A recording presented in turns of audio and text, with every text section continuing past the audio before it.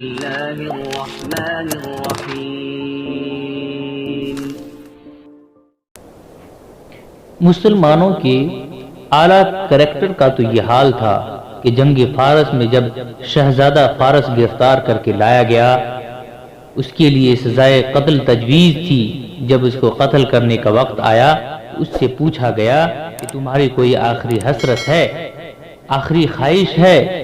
دنیا سے جانے سے پہلے کوئی خواہش ہو تو بتاؤ۔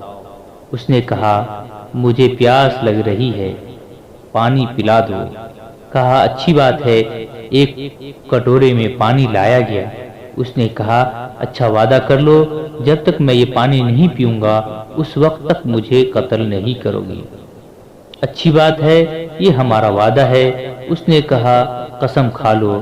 انہوں نے کہا قسم کھانے کی ضرورت نہیں، مسلمان کا قول ہی قسم ہے۔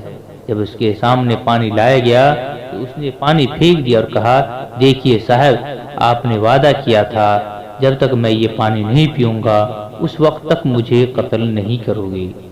اب یہ پانی تو پینا ناممکن ہے۔ زمین پر گر گیا۔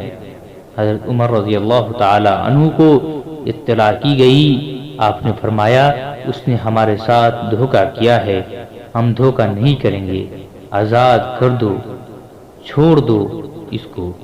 جب آزاد کر دیا، آزاد کرنے کے بعد کہتا ہے اشہد ان لا الہ الا اللہ اشہد ان محمدا عبدہ ورسولہ، کلمہ پڑھتا ہے۔